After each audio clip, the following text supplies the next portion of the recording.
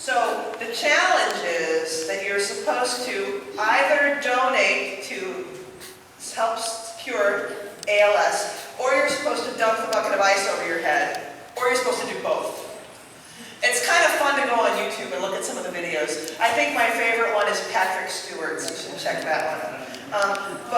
So this is a great way to raise awareness and to get people doing things. So the way it's set up is the idea is you should write a check, or you should do something terrible like put ice on your whole body.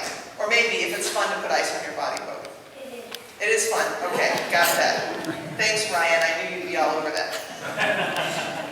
Well, I want to propose that Christians have been doing the ice bucket challenge way before it was popular. We call it what? Baptism. And usually we don't do it with ice, do we? Usually we do baptism with just water.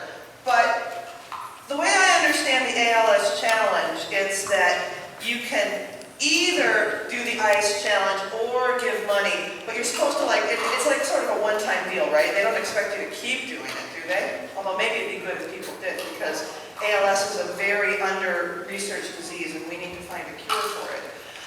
But when we're Christians and we're baptized, is it like you get baptized and then you never need to come back to church, you've done your bit? No, how does it work? You come back every Sunday. You live the life every day. We Christians, when we get baptized, that's just the start of the challenge. That's how hardcore we are as Christians. So I want you to remember your baptism today by taking that little piece of ice in a cup. Grab a cup, a little piece of ice. And, I got as many cups as I could, and I thought that'll be plenty for everyone, and yet some of you may have to share.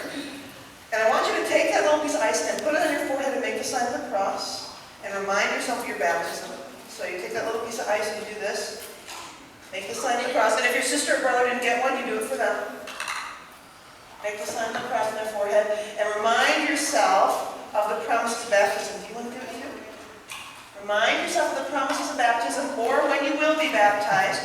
And then I want you to take it back to your parents and do the same to them.